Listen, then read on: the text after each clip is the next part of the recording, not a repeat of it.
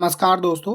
तो चलिए आज हम अपनी क्लास में भारतीय संविधान में ए टू जेड महत्वपूर्ण अनुच्छेद को देखते हैं। यानी कि हम पहले सभी अनुच्छेदों को जानेंगे जो भी इम्पोर्टेंट है हमारे लिए और फिर लास्ट में क्लास के अंत में हम उनका रिवीजन करेंगे और उन्हें लास्ट में एक नज़र में याद करने की कोशिश करेंगे। और ये क्लास सभी ऑल कॉम्पिटिटिव एग्जामों के लिए बहुत ज़्यादा इम्पोर्टेंट है। आपको क्लास लेने के बाद पता चल जाएगा या आपने पहली क्लास ले रखी होगी तो उसके आधार पर आप देख ही सकते हैं। तो पहले हम इसमें सारे अनुच्छेदों के बारे में जानेंगे और फिर उसके बाद उसे हम रिवीजन भी करेंगे। तो दोस्तों अगर आप इस चैनल पर नए हैं तो प्लीज़ चैनल को ज़रूर सब्सक्राइब करें एंड बेल आइकन को प्रेस करें, जिससे मैं कोई भी क्लास नेक्स्ट टॉपिक पर लेता हूँ तो उसका नोटिफिकेशन आप तक चला जाएगा। और आप किसी भी अन्य टॉपिक पर अगर क्लास चाहते हैं तो वो भी आप कमेंट बॉक्स में बता सकते हैं, जिस उस टॉपिक को मैं नेक्स्ट क्लास में कवर करने की कोशिश करूँगा। और अपने दोस्तों के साथ ज़्यादा से ज़्यादा शेयर करें एंड चैनल को ज़रूर सब्सक्राइब करें। और ये क्लास आपके लिए बहुत ज़्यादा इम्पोर्टेंट है, आप क्लास लेने के बाद देख ही सकते हैं। तो चलिए हम इसको पहले समझते हैं सभी अनुच्छेदों को, फिर उसके बाद उसका रिवीजन करते हैं। कुछ अनुच्छेद ऐसे हैं जिन्हों को ट्रिक से याद किया जाएगा या कुछ अनुच्छेद ऐसे हैं जिन्हें केवल मेथड से याद किया जाएगा। तो हम दोनों तरीकों का इस्तेमाल करेंगे। तो चलिए अब हम अपनी क्लास शुरू करते हैं।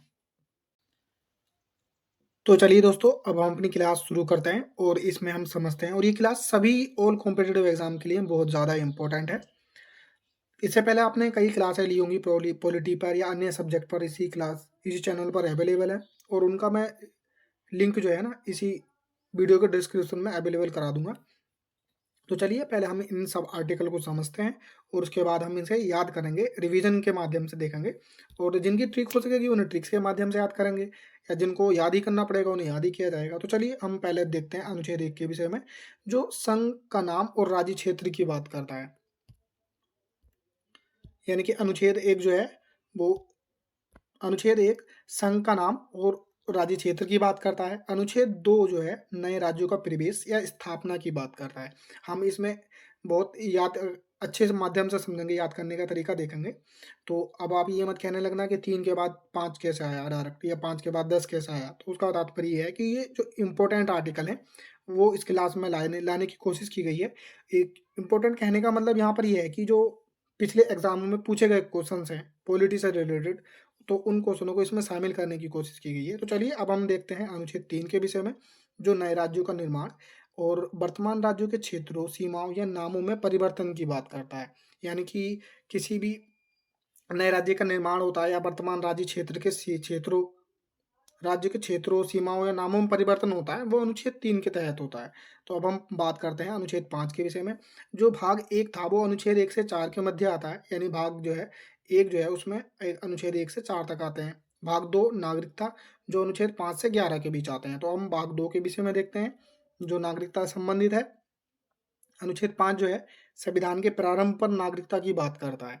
अब हम नेक्स्ट देखते हैं अनुच्छेद 10 जो है नागरिकता के अधिकारों का बना रहने की बात करता है। लास्ट में हम क्लास के इसे याद करने का तरीका देखेंगे, तो आप प्लीज़ लास्ट तक जरूर बने रहें। और क्लास के लास्ट में ही हम इसका रिवीजन भी करेंगे वन शॉट में, मतलब एक नज़र में देखेंगे सारे आर्टिकल को जितने भी इंपॉर्टेंट है। अब हम देखते हैं आर्टिकल 11 यानी अनुच्छेद 11 में संसद द्वारा नागरिकता के अधिकार का विधि द्वारा विनियमन किया जाना, यानी संसद के द्वारा जो है नागरिकता के अधिकार का विधि द्वारा विनियमन किया जाना जो है वो अनुच्छेद 11 के तहत आता है। अब हम नेक्स्ट देखते हैं अनुच्छेद 12 के विषय में, जो भाग 3 के अंतर्गत आता है। तो अनुच्छेद 12 जो है ना वो राज्य की परिभाषा की बात करता है। आई होप जानते होंगे आप, यहाँ पर राज्य की बात जो है देश के सेंस में की गई है। तो यहाँ पर इस अनुच्छेद 12 की डेफिनेशन को समझना आपके लिए बहुत ज़्यादा इंपॉर्टेंट है। यहाँ पर राज्य की परिभाषा से तात्पर्य है संसद एवं संघ सरकार। अब ध्यान से सुने, राज्य विधानमंडल एवं राज्य सरकार। और थर्ड आता है स्थानीय प्राधिकार। आई होप अब इसके विषय में जानते होंगे, नहीं तो मैं बता देता हूँ कि स्थानीय प्राधिकारी जो होते हैं वो पंचायत, नगर पालिका, जिला या बोर्ड के जो अंतर्गत आते हैं वो सब स्थानीय प्राधिकारी होते हैं। और अब आता है फोर्थ नंबर पर अन्य प्राधिकारी। अन्य प्राधिकारी जो होते हैं जो भी संवैधानिक पद पर बैठे हैं या जो सरकारी वेतन लेते हैं, वे सब अन्य प्राधिकारी के अंतर्गत आते हैं। अब हम देखते हैं अनुच्छेद 14। अनुच्छेद 14 से मतलब है विधि के समक्ष क्षमता या विधियों का समान संरक्षण की बात करता है। यानी अनुच्छेद 14 जो है वो विधि का समक्ष क्षमता और विधियों का समान संरक्षण की बात करता है। अब हम देखते हैं अनुच्छेद 15। अनुच्छेद 15 जो है कहता है धर्म, जाति, लिंग या जन्म स्थान और मूल वंश इनके आधार पर राज्य भेदभाव नहीं किया। राज्य का यहाँ पर फिर से बता रहा हूँ, राज्य का मतलब देश से है यहाँ पर, राज्य का मतलब देश से है। जैसे कि धर्म, कोई भी राज्य किसी भी व्यक्ति के साथ धर्म के आधार पर, जाति के आधार पर, लिंग या जन्म स्थान या मूल वंश के आधार पर भेदभाव नहीं कर सकता। अब अनुच्छेद 14 जो है, अब हम इसे धीरे-धीरे याद करने की परिभाषा देखते जाएँगे। 17 जो है बहुत ज़्यादा इम्पोर्टेंट है, अस्पृश्यता के अंत की बात करता है। आई होप इसके विषय में तो आप जनरली जानते होंगे, क्योंकि बहुत ज़्यादा आर्टिकल, कुछ आर्टिकल ऐसे हैं जो बहुत ज़्यादा पॉपुलर है और हमें जनरली याद ही रहते हैं, क्योंकि बहुत ज़्यादा पेपर में पूछे गए होते हैं ये। अनुच्छेद 18 जो है उपाधियों के अंत की बात करता है। तो अनेक आर्टिकल ऐसे हैं जो जिनके कई पार्ट्स में डिवाइड है। जैसे कि अनुच्छेद 18 की बात करें यहाँ पर, तो अनुच्छेद 18 4 पार्टों में डिवाइड है। जैसे कि अनुच्छेद 1 18 का 1 जो कहता है वो 18 का 1 यानी 18 ए कहता है राज्य उपाधि नहीं देगा। यहाँ पर उपाधियों के अंश से भी हम पहले समझेंगे, पहले हम इसके बारे में देखते हैं। 18 एक जो है वो राज्य उपाधियां नहीं देगा की बात करता है। अनुच्छेद 18(2) यानी 18(b) भी कह सकते हैं आप इसे, तो विदेशी राज्य भारतीय नागरिकों को उपाधि नहीं देगा।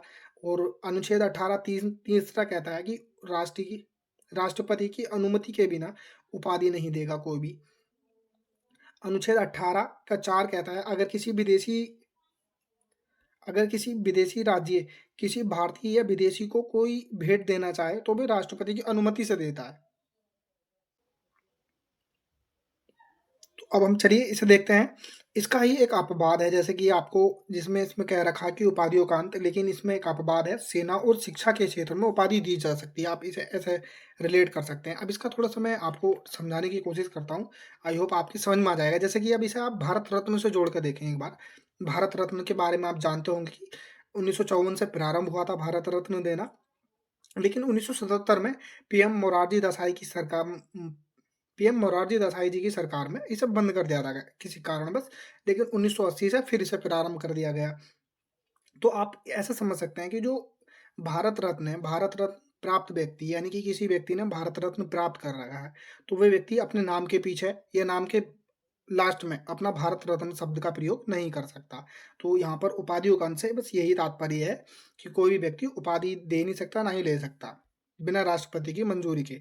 ठीक है, अब बात करते हैं अनुच्छेद 19 के विषय में, जो स्वतंत्रता की बात करता है। स्वतंत्रता, देखो ये जितने भी टॉपिक हैं बहुत ज़्यादा इंपॉर्टेंट है। मैं वन बाय वन सारे टॉपिक पर डिटेल में क्लास लूँगा। आप इस चैनल को ज़रूर सब्सक्राइब करें। तो अभी हम केवल आर्टिकलों को समझेंगे और जो बहुत ज़्यादा इंपॉर्टेंट है हमारे लिए, हम केवल उन्हें समझेंगे, क्योंकि एक रिवीजन की क्लास है ये। क्योंकि आप जान सकते हैं, क्योंकि बहुत सारे पेपर जो हैं नज़दीकी हैं, तो इसमें हम केवल जो इम्पोर्टेंट फैक्ट हैं उनके बारे में जानेंगे। लेकिन हम जब इन पर स्पेशल रूप से टॉपिक पर क्लास लेंगे तो उसमें हम इसे डिटेल में समझेंगे। तो अनुच्छेद 19 की बात करें तो ये स्वतंत्रता की बात करता है। इसमें जो मोटा-मोटा फैक्ट है हम उसके बारे में जानें, तो मूल संविधान में 7 प्रकार की बात की जाती थी यहाँ पर स्वतंत्रता की, लेकिन वर्तमान में 6 है। यानी कि 7वीं जो थी वो संपत्ति का अधिकार की बात थी, जो अब हटा दिया गया है।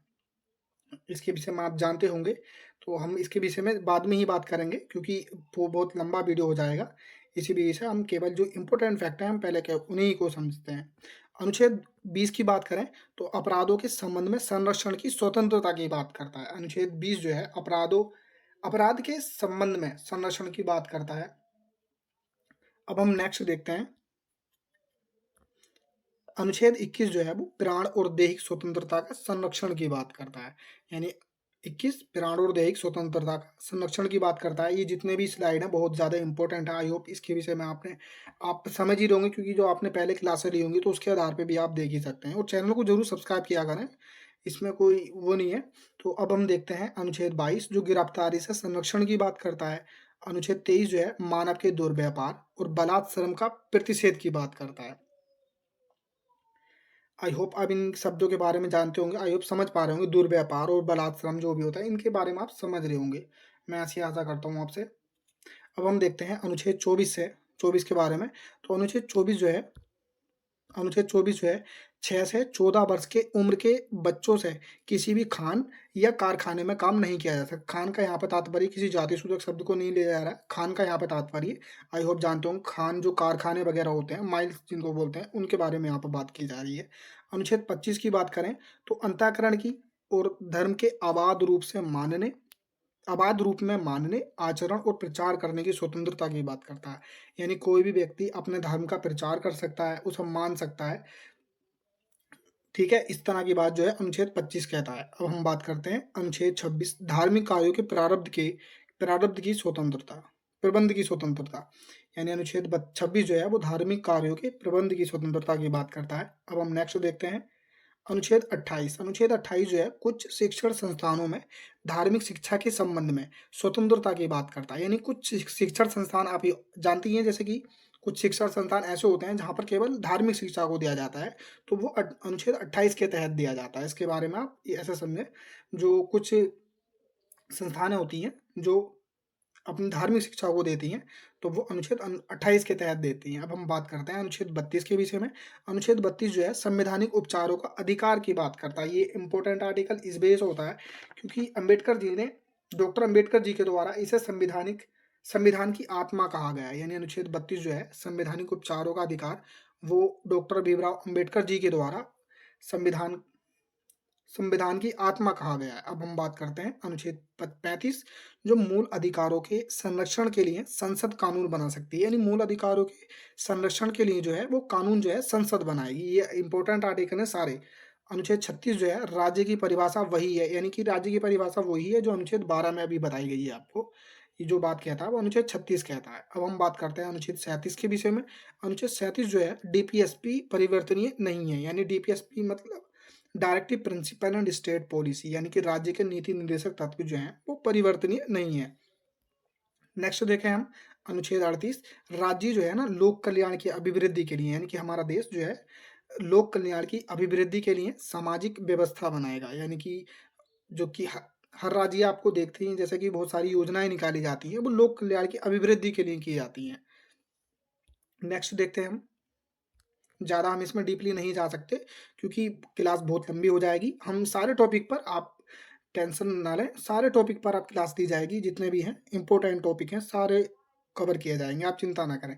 अनुच्छेद 39 क्या जो है वो कहता है समान, ये इंपॉर्टेंट है, आप सबको जानना चाहिए। ऐसे कुछ आर्टिकल तो आपको, अगर आप कॉम्पिटेटिव एग्जाम की तैयारी नहीं भी कर रहे हैं तो आपको, आपके लिए बहुत ज़्यादा इंपॉर्टेंट हो जाते हैं। जैसे कि 39 क्या जो है समान न्याय और निःशुल्क कानूनी सहायता की व्यवस्था की बात करता है। यानी निःशुल्क कानूनी सहायता जो दी जाती है वो अनुच्छेद 39 क्या के तहत दी जाती है। अनुच्छेद 40 जो है वो ग्राम पंचायत के गठन की बात करता है।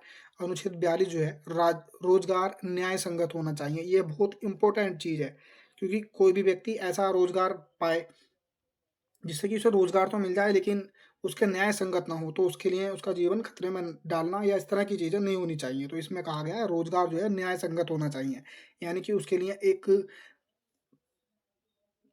मजदूरी, निश्चित मजदूरी होनी चाहिए। ऐसा नहीं कि काम बहुत ज़्यादा और उसके लिए मजदूरी या उसके लिए पैसा बहुत कम, तो इस तरह की दशाएं नहीं होनी चाहिए। अब हम नेक्स्ट देखते हैं 43 कर्मकारों के लिए निर्बाह मजदूरी आदि। अनुच्छेद 44 नागरिकों के लिए एक समान सिविल संहिता की बात जो है अनुच्छेद 44 करता है, यानी कि यूसीसी। अनुच्छेद 46 की बात करें तो एससी एसटी ओबीसी के लिए प्रशासन शिक्षा दीक्षा के लिए ध्यान रखेगी। यानी कि राज्य जो है वो, अब इसकी फुल फॉर्म आई आप जानते होंगे, schedule caste, schedule tribe, other backward class के लिए प्रशासन शिक्षा दीक्षा के लिए ध्यान रखेगी। यानी इन सब वर्गों के लिए प्रशासन जो है इनकी शिक्षा दीक्षा के लिए ध्यान रखेगा, नीतियां बनाएगा। अनुच्छेद 32 हमारे लिए इंपॉर्टेंट है तो इसके बारे में हम एक बार देख लेते हैं कि संवैधानिक उपचारों का अधिकार की बात करता है, जो डॉक्टर भीमराव अंबेडकर जी के द्वारा इस संविधान की आत्मा भी कहा गया है। तो इसके तहत 5 प्रकार की रिट जारी की जाती है और उसी वजह से ये इंपॉर्टेंट हो जाता है। जैसे कि इसमें प्रथम आती है बंदी प्रत्यक्षीकरण। हम इन सब के रिट के बारे में या सारे अन्य टॉपिक के बारे में बहुत डिटेल में बात करेंगे तो अन्य क्लास में, लेकिन अभी इसमें हम केवल शॉर्ट में समझने की कोशिश कर रहे हैं। 5 प्रकार की रिट जारी की जाती हैं अनुच्छेद 32 के तहत। तो इसमें प्रथम आती है बंदी प्रत्यक्षीकरण, सेकंड आती है परम आदेश, थर्ड आती है प्रतिषेध, फोर्थ आती है उत्प्रेक्षण और फिफ्थ आती है अधिकार परीक्षा। तो हम इन सब के बारे में बाद में बात करेंगे, लेकिन अभी हमें शॉर्ट में समझना जरूरी था इसलिए मैंने आपको बता दिया। अब हम नेक्स्ट देखते हैं अपने जहाँ पर थे। अब हम आर्टिकल 48 के बारे में बात करते हैं, अनुच्छेद 48 के बारे में, जो कृषि और पशुपालन का संगठन की बात करता है।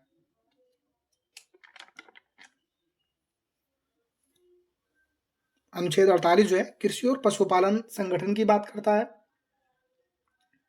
नेक्स्ट देखते हैं हम अनुच्छेद 48 क्या है, पर्यावरण का संरक्षण करें, ये सब बात जो है अनुच्छेद 48 कहता है। और पर्यावरण का संरक्षण हमारे सबके लिए भी बहुत ज़्यादा इंपॉर्टेंट है, हमारे जीवन के लिए भी बहुत ज़्यादा इंपॉर्टेंट है। तो ये सब हमको हमको भी, क्योंकि ऐसा नहीं है कि सरकार ही सारे चीज़ों पर ध्यान देगी, हमें भी अपना ध्यान देना चाहिए। जो हमारे लिए इंपॉर्टेंट चीज़ें हैं हमें उन पर बेशक ध्यान देना चाहिए। अब हम देखते हैं नेक्स्ट अनुच्छेद 51 यानी 51 जो अंतर्राष्ट्रीय शांति स्थापित की जाएगी। ये आई होप इसके विषय में जानते होंगे कि ये किसका ड्रीम था, अंतर्राष्ट्रीय शांति। प्लीज़ जिसको भी स्टूडेंट को पता हो वो कमेंट बॉक्स में ज़रूर बताएं। अंतर्राष्ट्रीय शांति स्थापित की जाएगी। अब हम नेक्स्ट देखते हैं अनुच्छेद 51 के जो मूल कर्तव्यों की बात करता है, जो हमारे मूल संविधान में नहीं था लेकिन बाद में जोड़ा गया। अब हम बात करते हैं 52 यानी 52 के बारे में, भारत का एक राष्ट्रपति होगा। अब इसमें इस तरह से टॉपिक लिए गए हैं कि अब जब हम राष्ट्रपति जी की बात कर रहे हैं तो हम इससे रिलेटेड, राष्ट्रपति से रिलेटेड जितने भी क्वेश्चंस या जितने भी आर्टिकल हैं वो सब सीक्वेंस में अब आपको राष्ट्रपति के बारे में ही मिलेंगे। तो चलिए अब हम देखते हैं। तो 52 जो है भारत का एक राष्ट्रपति होगा, ऐसी बात कहता है। 53 संघ की कार्यपालिका शक्ति राष्ट्रपति में निहित होगी, ठीक है। अनुच्छेद 52 जो है भारत का एक राष्ट्रपति होगा कहता है। अनुच्छेद 53 संघ की कार्यपालिका शक्ति राष्ट्रपति में निहित होगी। अनुच्छेद 54 जो है राष्ट्रपति का निर्वाचन की बात करता है। अब हम बात करते हैं अनुच्छेद 55 के बारे में। अनुच्छेद 55 जो है निर्वाचन, अनुपातिक प्रतिनिधित्व तथा एकल संक्रमणीय व गुप्त मतदान द्वारा अप्रत्यक्ष रूप से किया जाएगा। यानी कि ये आपके लिए ऐसा इंपॉर्टेंट है क्योंकि बहुत लंबी लाइन हो गई। आई होप इसके बारे में आप समझ गए होंगे। जैसे द्वारा होगा तथा एकल संक्रमणीय व गुप्त मतदान होगा और अप्रत्यक्ष रूप से किया जाएगा। अनुच्छेद 56 जो है ना वो कार्यकाल की बात करता है, राष्ट्रपति जी के कार्यकाल की बात करता है। अनुच्छेद 57 सारे इंपॉर्टेंट आर्टिकल हैं आपके लिए, बहुत ज़्यादा आप इग्नोर नहीं कर सकते इसे। पुनर्निर्वाचन की व्यवस्था की बात करता है। अनुच्छेद 58 जो है योग्यताओं की बात करता है राष्ट्रपति के लिए। और अनुच्छेद 59 राष्ट्रपति पद की शर्तों की बात करता है। और अनुच्छेद 60 जो है वो शपथ ग्रहण की बात करता है। अब हम देखते हैं नेक्स्ट अनुच्छेद 51 की बात करते हैं हम। अब हम बात करते हैं अनुच्छेद 51 की जो महाभियोग प्रक्रिया के बारे में बात करता है। जितने भी स्टूडेंट अगर इन सब टॉपिकों के बारे में जानते हैं तो वो प्लीज़ कमेंट बॉक्स में ज़रूर बताएं, क्योंकि आपको अगर आप अच्छे से लिख देंगे इसके बारे में तो आपको बहुत लंबे समय तक याद रहेगा। तो लिख लिख कर याद करने के लिए इसलिए कहा जाता है। तो प्लीज़ आपको अगर पता है तो वो बच्चे अपने कमेंट बॉक्स में, इसी कमेंट बॉक्स वीडियो के कमेंट बॉक्स में आप लिख सकते हैं। नेक्स्ट देखते हैं हम अनुच्छेद 71 जो 71 है।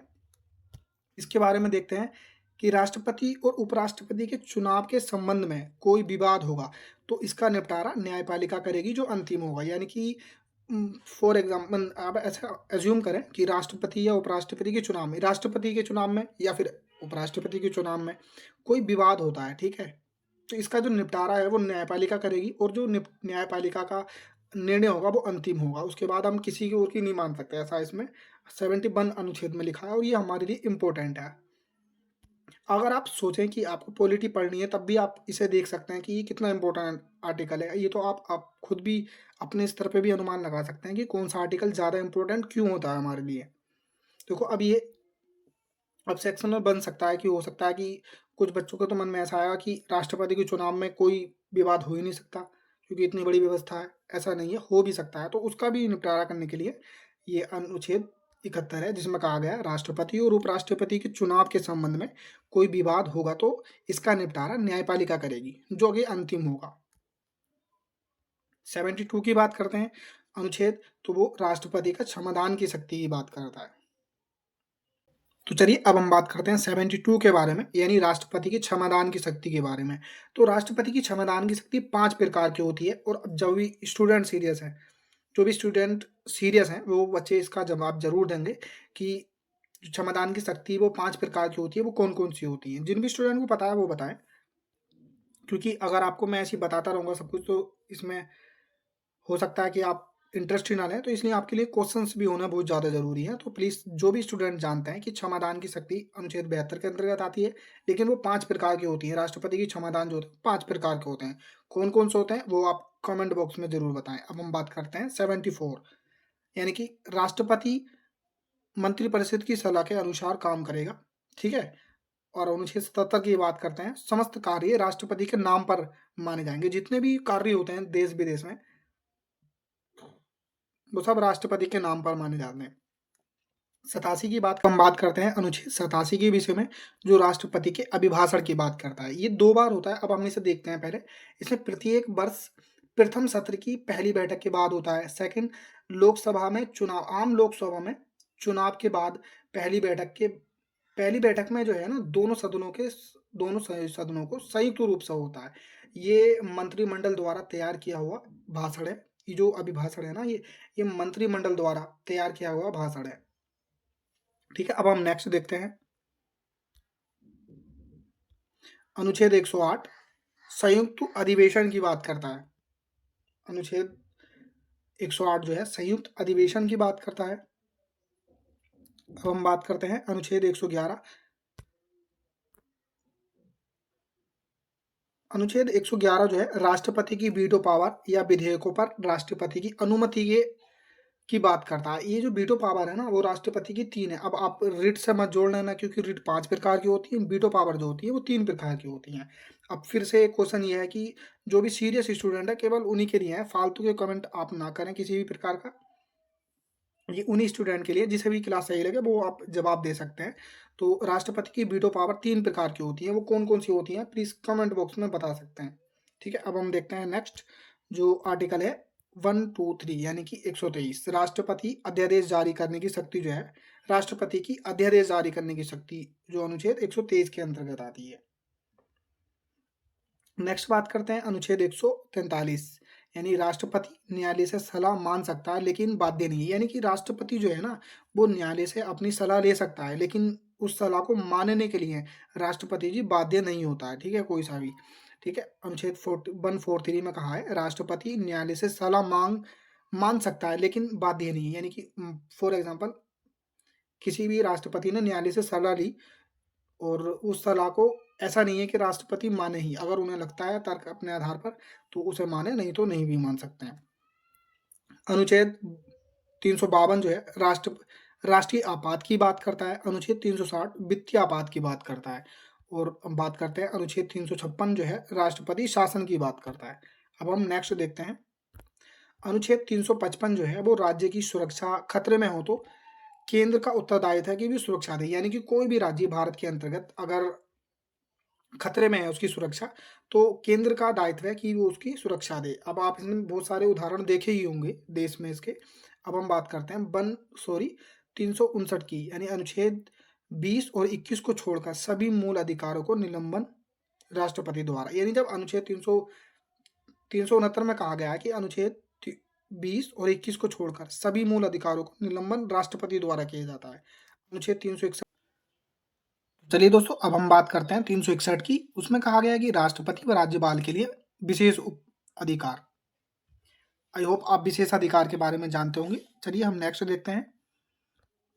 अब बात करते हैं हम उपराष्ट्रपति की, यानी अनुच्छेद 63 की बात करते हैं, जिसमें भारत का उपराष्ट्रपति की बात कही गई है। तो अब हम उपराष्ट्रपति के बारे में अगर देखें तो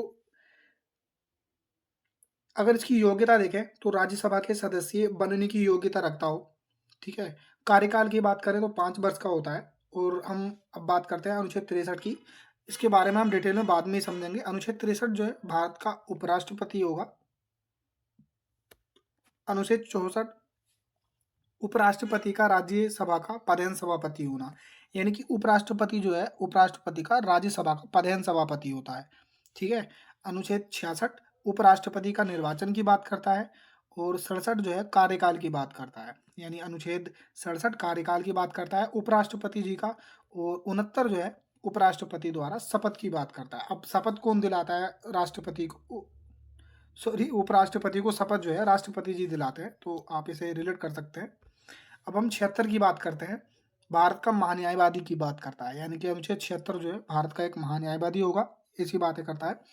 अनुच्छेद 148 जो है भारत का नियंत्रक महालेखा परीक्षक की बात करता है। अनुच्छेद 149 जो है नियंत्रक महालेखा परीक्षक के कर्तव्य और शक्तियों की बात करता है। ये तीनों पद बहुत ज़्यादा इंपॉर्टेंट है। आई होप इसके विषय में आप जानते होंगे। और ये क्वेश्चन तो आपको जनरली क्वेश्चंस इससे रिलेटेड तो आपको मिल ही जाता है। अनेक एग्जामों में कि अनुच्छेद 76 जो है भारत का महान्यायवादी की बात करता है। अनुच्छेद 148 भारत का नियंत्रक महालेखा परीक्षक की बात करता है। अनुच्छेद 149 नियंत्रक महालेखा परीक्षक के कर्तव्यों और शक्तियों की बात करता है। अब हम नेक्स्ट देखते हैं अनुच्छेद 155, ये आ गया अब राज्यपाल के बारे में।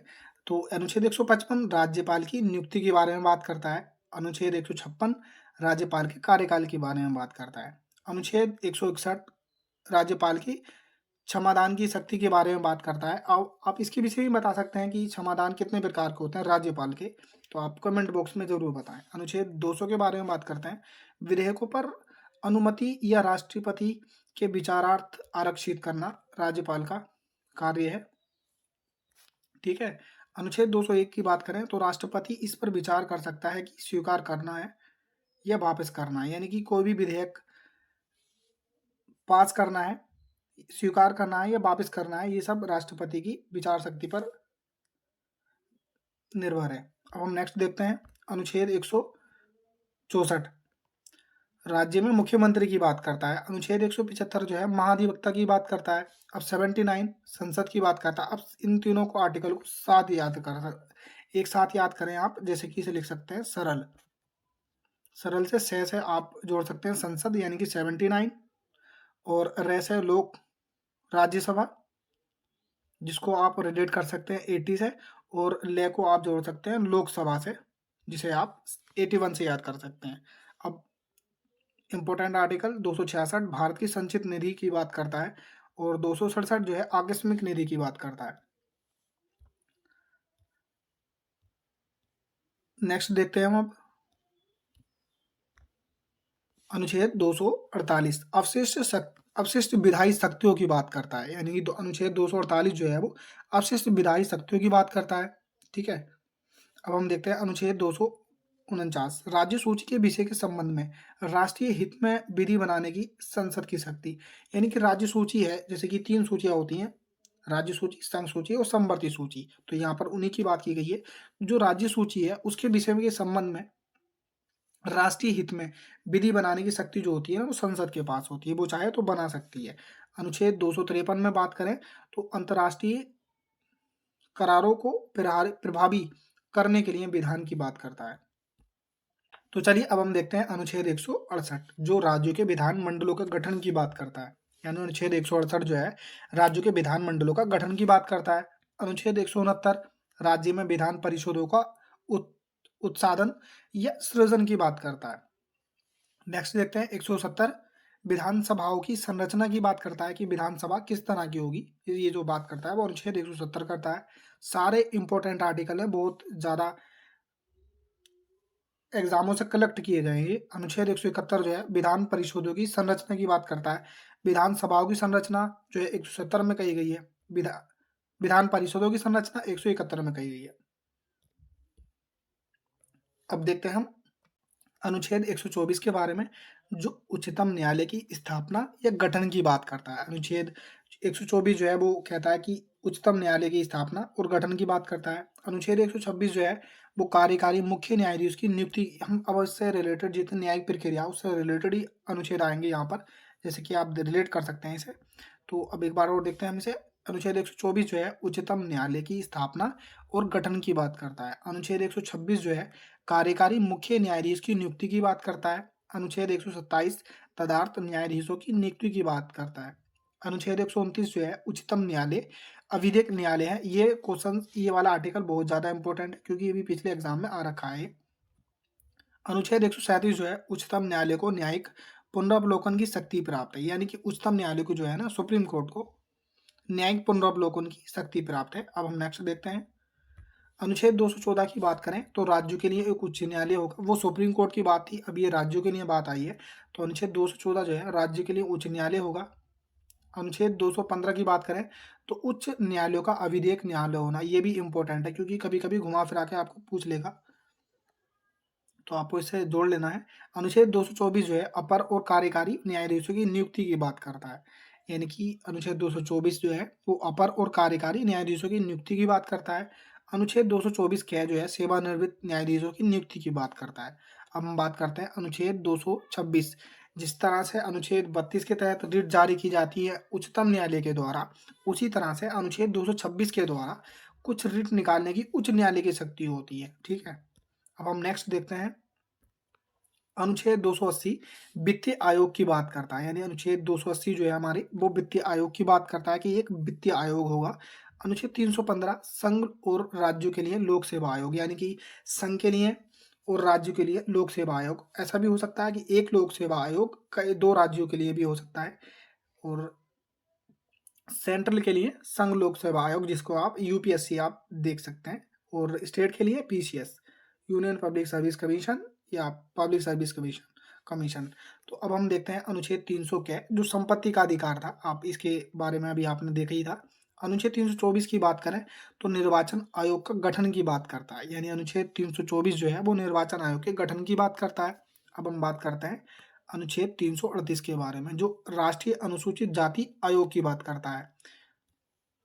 नेक्स्ट 338 के राष्ट्रीय अनुसूचित जनजाति आयोग की बात करता है। ये तीनों आर्टिकल इंपॉर्टेंट है, आप इसे जोड़ सकते हैं, याद करें कि अनुच्छेद 338 जो है राष्ट्रीय अनुसूचित जाति आयोग की बात करता है, अनुच्छेद 338 के राष्ट्रीय अनुसूचित जनजाति आयोग की बात करता है। अब हम बात करते हैं अनुच्छेद 340 के बारे में, जिसमें पिछड़े वर्ग की दशाओं के अन्वेषण के लिए आयोग की नियुक्ति की जाएगी, ऐसी बात जो है वो अनुच्छेद 340 कहता है। अब हम नेक्स्ट देखते हैं, अनुच्छेद 341 की बात करें तो अनुसूचित जातियों के बारे में बात करता है, और अनुच्छेद 342 की बात करें तो अनुसूचित जनजातियों के बारे में बात करता है। अनुच्छेद 343 की बात करें तो संघ की राजभाषा के बारे में बात करता है। अनुच्छेद 345 की बात करें तो राज्य की राजभाषा या राजभाषाओं के बारे में बात करता है, राजभाषाएं के बारे में बात करता है। अनुच्छेद 338 बहुत ज़्यादा इंपॉर्टेंट आर्टिकल है और जनरली याद ही रहता है सब बच्चों को, 368, क्योंकि बहुत ज़्यादा क्वेश्चन पूछे जाते हैं इससे रिलेटेड। संविधान का संशोधन करने की शक्ति जो है, संविधान का संशोधन करने की संसद की शक्ति और उसके लिए प्रक्रिया जो है वो अनुच्छेद 368 में कहा गया। अब हम नेक्स्ट देखते हैं, अनुच्छेद 393, ये संक्षिप्त नाम, इस संविधान का संक्षिप्त नाम भारत का संविधान है, इस बारे में बात करता है। तो ये क्लास आपको बहुत इंपॉर्टेंट है, अभी हमने समझा इसके बारे में डिटेल में। अब हम इसका एक बार रिवीजन करेंगे और ट्रिक भी देखेंगे जिनकी ट्रिक हो सकेगी। तो आप क्लास तक बने रहें और प्लीज़ इसके बारे में ज़रूर बताएं कि आपको वही क्लास कैसी लगी, और आप किसी भी टॉपिक पे चाहते हैं वीडियो तो प्लीज़ आप वो भी कमेंट बॉक्स में बता सकते हैं, और जितने भी क्वेश्चंस आपसे पूछे गए हैं तो प्लीज़ उनका भी जवाब आप कमेंट बॉक्स में ज़रूर दें। चलिए अब हम इसका रिवीजन देखते हैं। चलिए दोस्तों, अभी हमने पहले इन सभी आर्टिकल को समझा, अब हम इसके बारे में रिवीजन करते हैं, और जितने भी इम्पोर्टेंट आर्टिकल हैं हम इनका सबका रिवीजन करेंगे।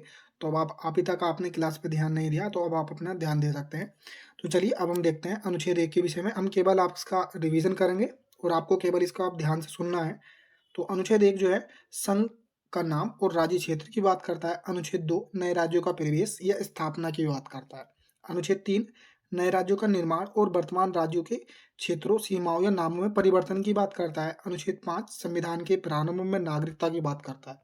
अनुच्छेद 10 जो है नागरिकता के अधिकारों का बना रहने की बात करता है। अनुच्छेद 11 संसद द्वारा नागरिकता के अधिकार का विधि द्वारा विनियमन किए जाने की बात करता है। नेक्स्ट देखते हैं हम, अनुच्छेद 12 जो है राज्य की परिभाषा की बात करता है। अनुच्छेद 14 विधि के समक्ष समता, विधियों का समान संरक्षण की बात करता है। अनुच्छेद 15 धर्म, जाति, लिंग, जन्मस्थान और मूलवंश के आधार पर भेदभाव निषेध की बात करता है। अनुच्छेद 17 अस्पृश्यता का अंत की बात करता है। अनुच्छेद 18 उपाधियों के अंत की बात करता है।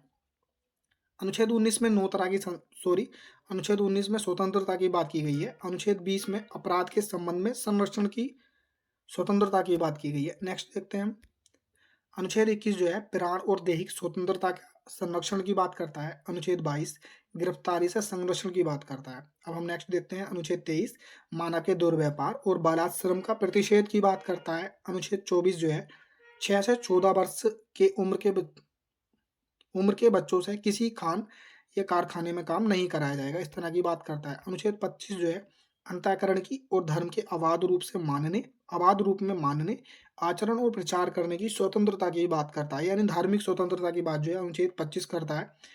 अब हम बात करेंगे अनुच्छेद 26 के बारे में, धार्मिक कार्यों के प्रबंध की स्वतंत्रता की बात करता है।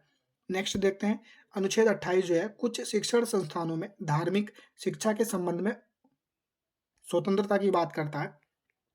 अनुच्छेद 32 संवैधानिक उपचारों का अधिकार की बात करता है। अनुच्छेद 35 जो है मूल अधिकारों के संरक्षण के लिए संसद कानून बना सकती है। अनुच्छेद 36 राज्य की परिभाषा वही है जो अनुच्छेद 12 में है। 37 जो है डीपीएसपी परिवर्तनीय नहीं है। 38 राज्य लोक कल्याण की अभिवृद्धि के लिए सामाजिक व्यवस्था बनाएगा। अब नेक्स्ट देखते हैं। अनुच्छेद 39 के समान न्याय और निःशुल्क कानूनी सहायता की व्यवस्था की बात करता है। अनुच्छेद 40 ग्राम पंचायत के गठन की बात करता है। अनुच्छेद 42 रोजगार न्याय संगत होना चाहिए। 43 43 की बात करें तो कर्मकारों के लिए निर्वाह मजदूरी आदि। 44 यूसीसी की बात करता है, यानी समान सिविल संहिता की बात करता है। अनुच्छेद 46 एससी एसटी ओबीसी के लिए प्रशासन जो है शिक्षा दीक्षा के लिए ध्यान रखेगा। नेक्स्ट 48 जो है कृषि और पशुपालन का संगठन की बात करता है। 48 के पर्यावरण का संरक्षण की बात करता है। 51 अनुच्छेद अंतर्राष्ट्रीय शांति स्थापित की जाएगी। अनुच्छेद 51 के मूल कर्तव्य की बात करता है।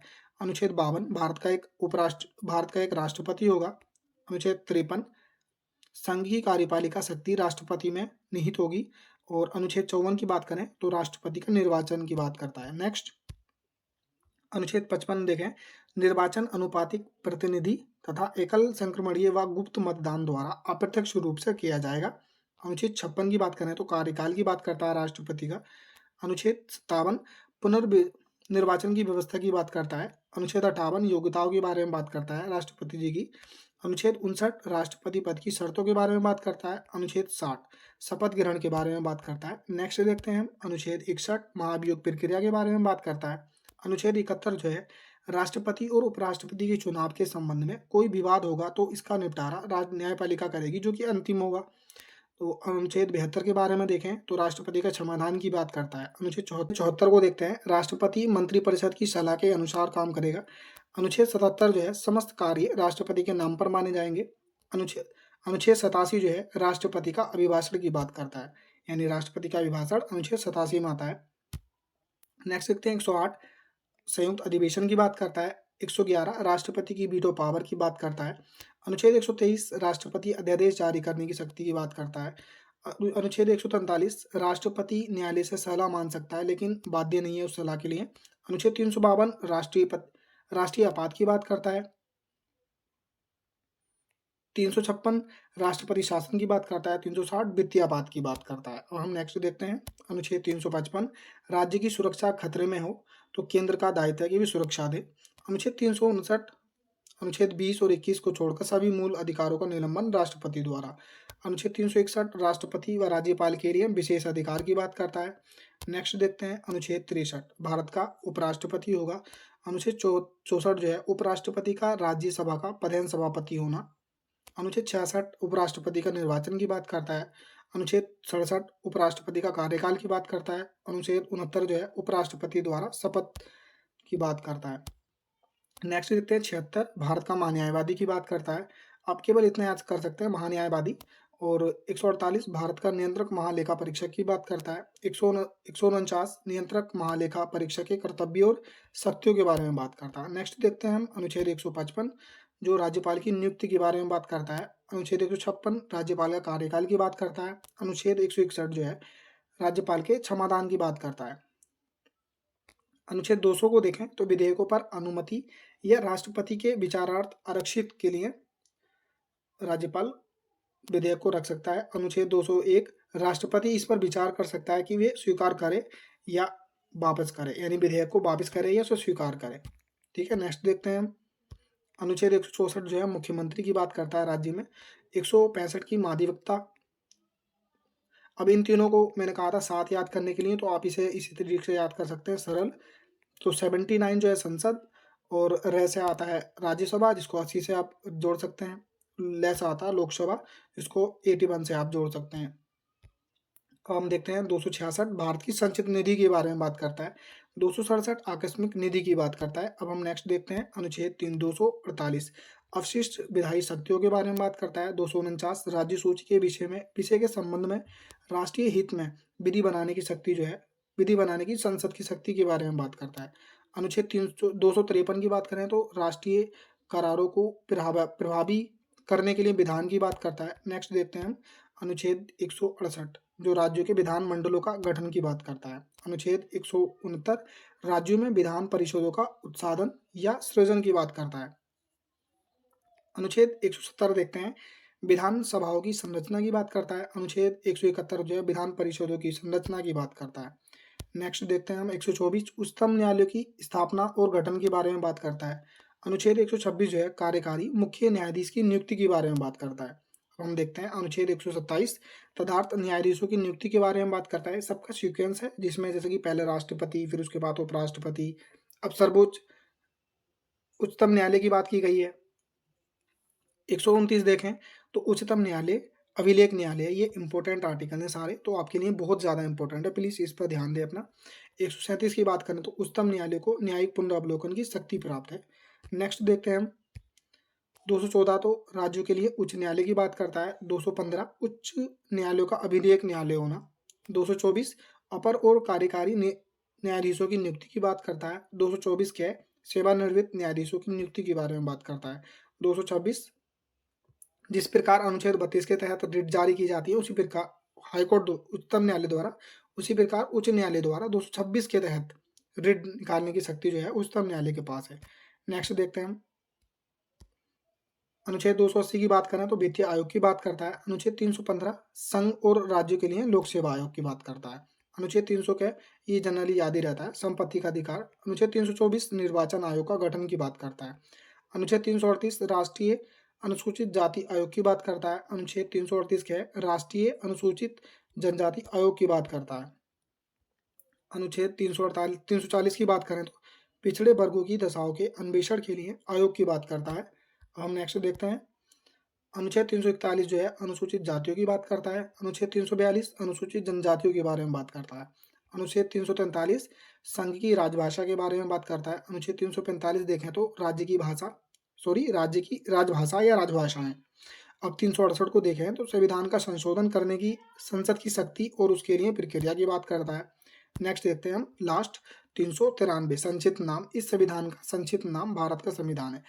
ये सब आर्टिकल आपके लिए इंपॉर्टेंट थे। आपको प्लीज़ क्लास कैसे लगी कमेंट बॉक्स में ज़रूर बताएं और इसी तरह की क्लास के लिए आप इस चैनल को जरूर सब्सक्राइब करें और अपने दोस्तों के साथ ज़्यादा से ज़्यादा शेयर करें।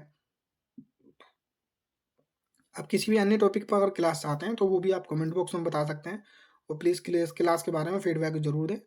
धन्यवाद। जय हिंद, जय भारत।